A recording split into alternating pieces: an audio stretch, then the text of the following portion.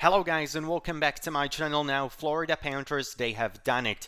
They have won game 3 of the Stanley Cup Final, and right now it's 2-1. The hope is there for the Florida Panthers, and let's look deeper into the game 3 and what happened there and analyze what may be next on the horizon in this final series.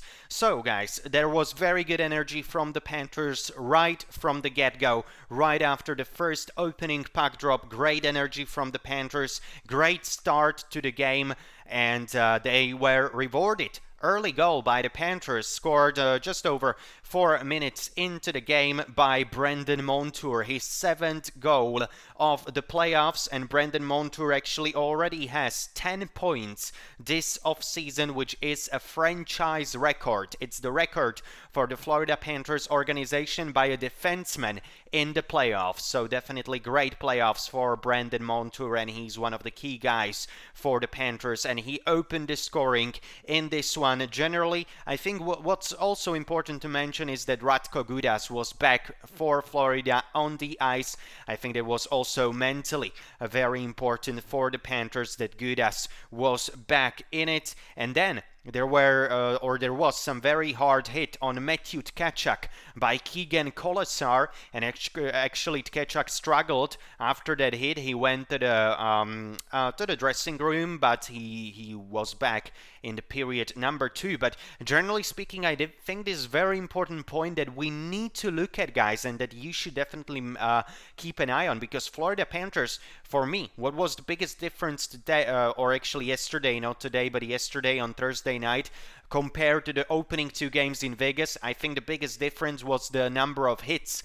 Only 14 hits on the side of Florida Panthers. Paul Maurice has talked about it before the game 3, that Florida really needs to concentrate more on the play, more on the puck, and less on hitting and only hitting the opponents. Obviously, it's always great to give some good body check to your opponent, but it shouldn't be only about that. So I think that was also important, and also the Panthers really managed in the game 3 in front of their home crowd to really limit those penalty minutes. Only 16 penalty minutes for the Panthers in the game 3, so that was also in my opinion, very important.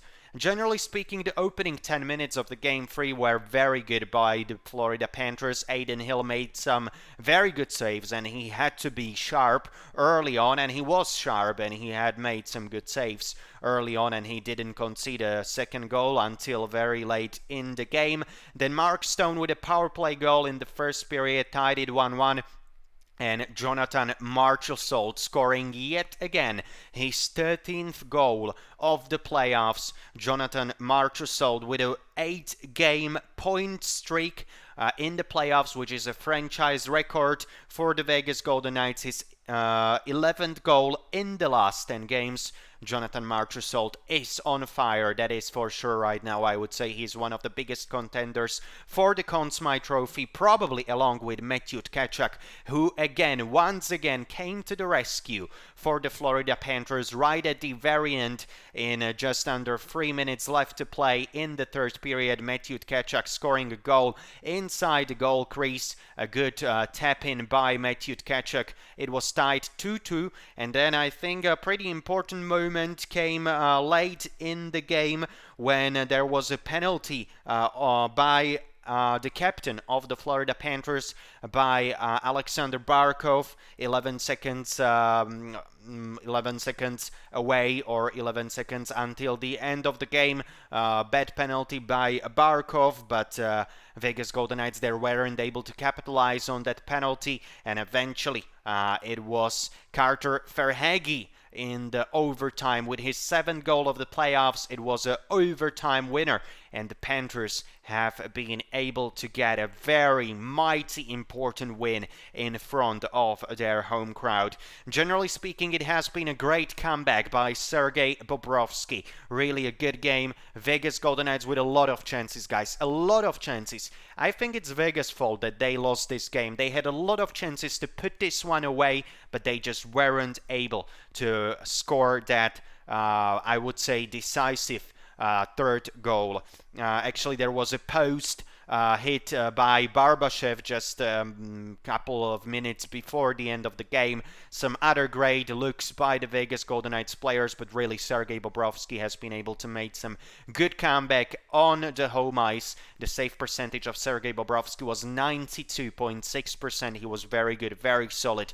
He conceded only 2 goals out of 27 shots. On the other hand, Adin Hill with a save percentage of 87%. It was a pretty rough game for Adin Hill, but he also has made some amazing saves himself. And another important thing that I really want to mention, guys, is that the Vegas Golden Knights, they have been absolutely amazing on power play in this Stanley Cup Final, which is very interesting, very weird.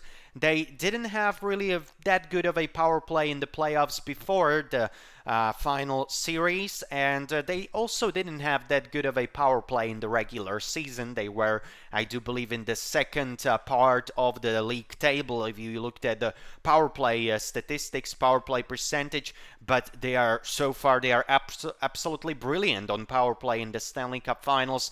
They have already scored 6 power play goals in the opening 3 games of the Stanley Cup Final. They are also scored 2 power play goals in the game number 3. Basically, all of their goals in the third game, in the game on Thursday, were from power play. First, Mark Stone, the tap-in, or actually the nice a redirection in front of the goal, and then Jonathan Marchessault also with a nice ripper in the second period. So Vegas definitely, they are red hot on a power play, and that has been an issue for the Florida Panthers, that they have been giving away a lot of penalty minutes for free, I would say. Very stupid fouls on the side of Florida Panthers, so I think that should be something that Paul Maurice probably really should talk about to his guys. But generally speaking, you know, Vegas, they had their chances. They could have put this game away, but they weren't able to capitalize on them. And again, it was Matthew Tkachuk with a rescue goal,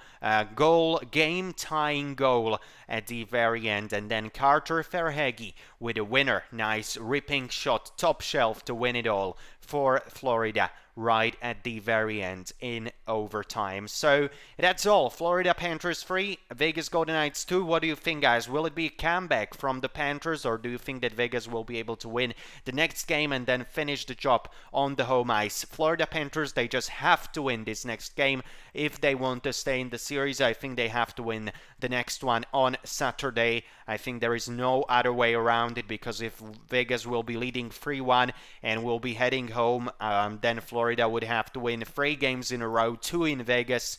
I do believe Florida actually never won a single game in Vegas so far in their franchise history. So yeah, it should be interesting, but I think they definitely must win this next game as well, and then the series could really get very interesting if it will be 2-2 heading back into Las Vegas. So guys, again, thank you very much for watching. Tell me your thoughts in the comment section below as always. What do you think? Will it be a comeback from Florida Panthers, or will Vegas win the next game and then take the series at home in front of the home crowd? Tell me your thoughts, guys, in the chat as always, and thank you very much for watching. I really appreciate all of your support, guys. I'll be talking to you again pretty soon, and have a good one, guys, and watch Stanley Cup Finals on TNT and Sportsnet. Bye, guys, and have a good one.